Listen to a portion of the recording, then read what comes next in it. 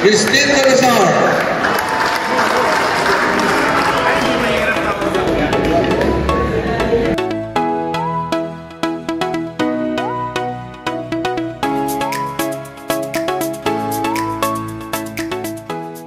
So, hi guys! Welcome back to my YouTube channel. Again, this is Christine Salazar, your sales consultant here in Peak Motors sa Abad Santos.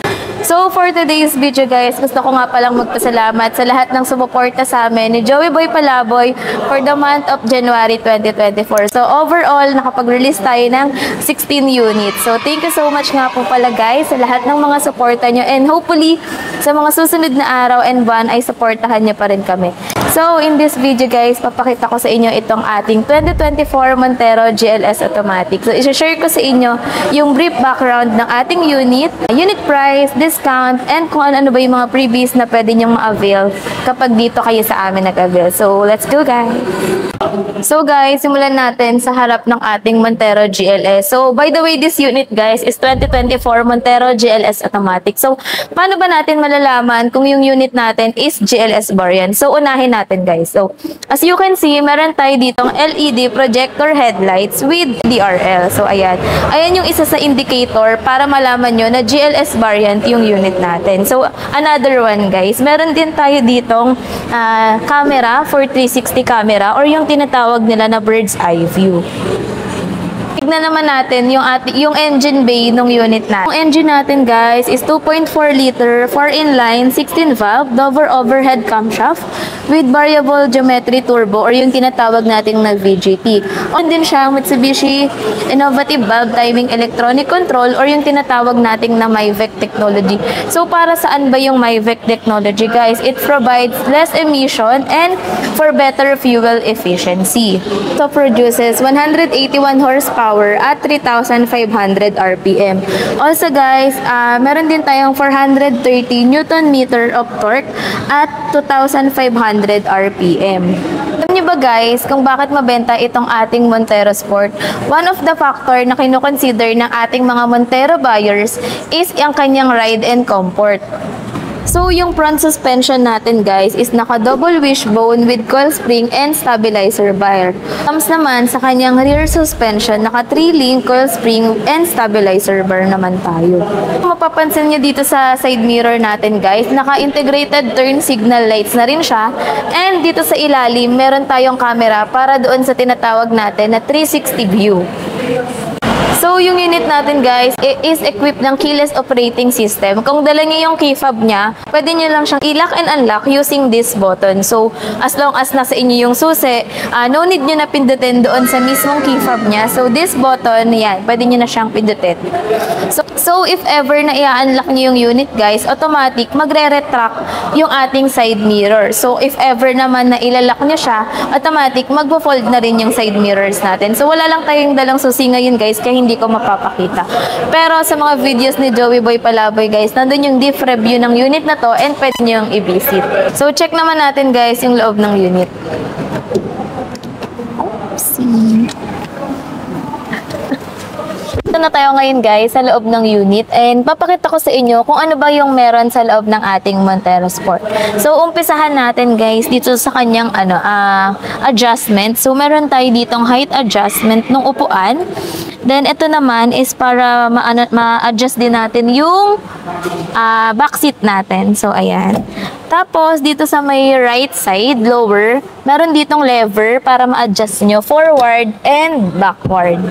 Meron na din tayong adjustment ng ating mga side mirror. So, pwede nyo rin siyang i-fold and unfold using this button. Ayan. Then, naka one touch push start engine na tayo. Meron din tayo ditong parking sonar and Mitsubishi Active Stability Traction Control.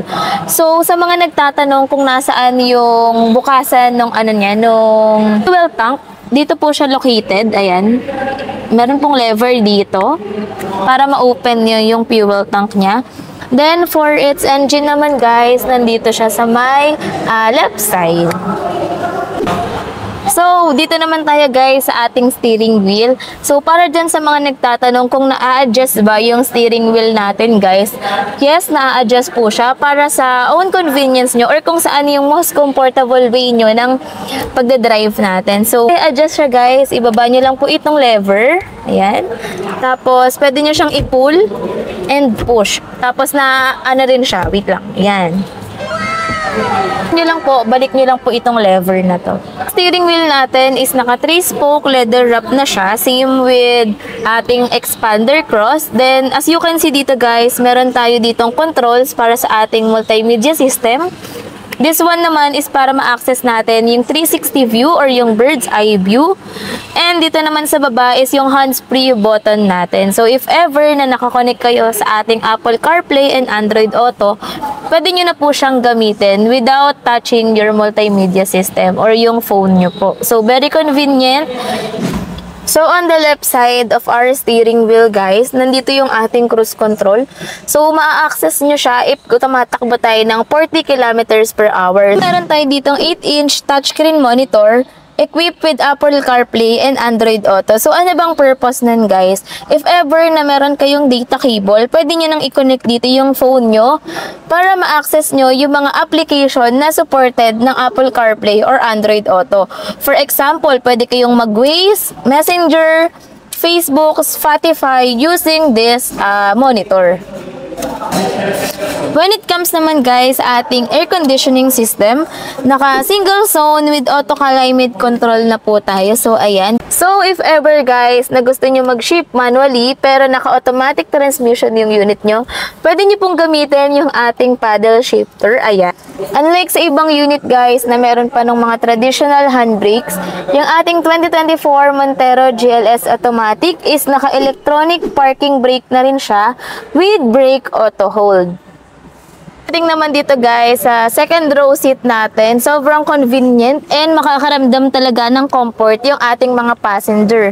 Dahil meron din tayo ditong armrest with cup holders. Ayan.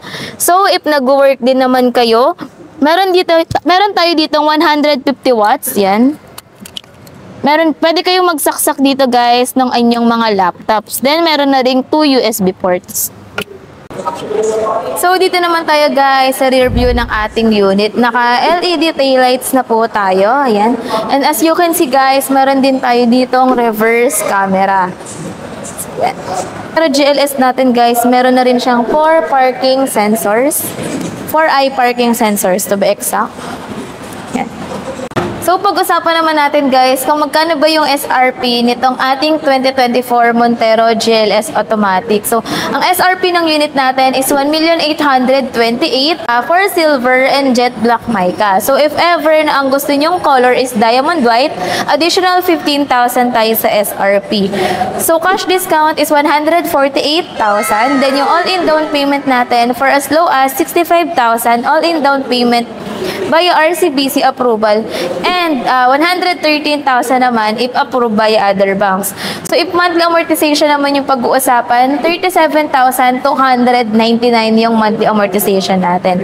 Aside from that guys, we are offering exclusive freebies din para sa ating 2024 Montero GLS or 2024 Montero variants. Aside from that offer guys, nagbibigay rin tayo ng free 2 months amortization for this unit. So imagine guys, after 90 days pa yung magiging first monthly amortization mo. Disclaimer lang guys, yung ating mga all-in down payment, cash discount is subject to change without prior notice. So if ever na residing ka rin po pala outside Metro Manila, meron din tayong tinatawag na bank out of town charge.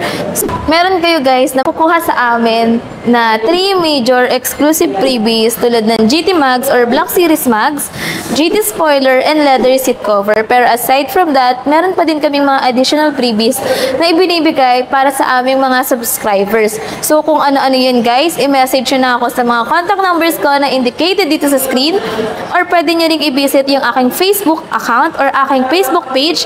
Ilalagay ko na lang siya dito sa screen. Ayan guys.